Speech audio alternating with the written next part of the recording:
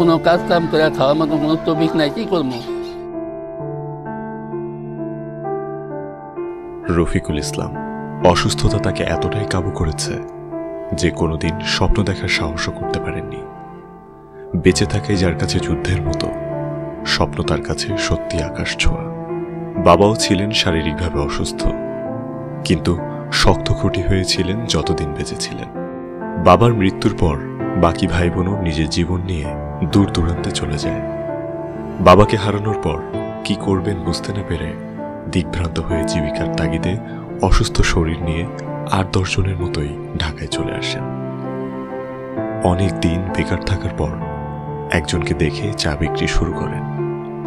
এই ছোটোবেলা যাতে আপনার তখন টাইফয়েড হওয়ার পরে আর হাঁটতে পারি না, চলতে পারি না, কোনো কাজ কাম করে খাওয়ার মতো কোনো তৌফিক নাই, কি করবো?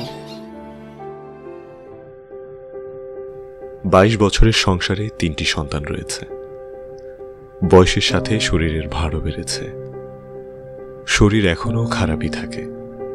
দোকান আর বাড়ি ছাড়া কিছুই করতে পারেন না। এই অবস্থায় দোকানের ঋণও শোধ হচ্ছিল না।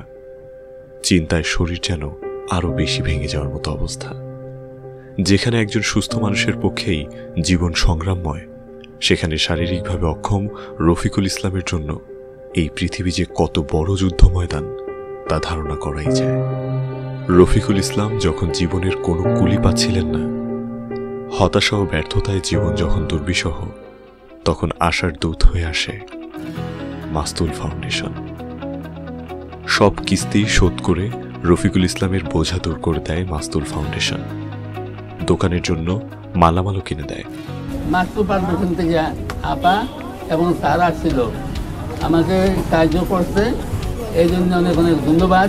রফিকুল ইসলামের জীবনে শুরু হয় একটি ভয়হীন, দুশ্চিন্তামুক্ত পথ চলার স্বপ্ন। তারাও দেখে, বেঁচে থাকতে চায় জীবনের স্বাদ নিয়ে। আমরাই পারি তাদের চলার পথ কিছুটা সুগম করতে।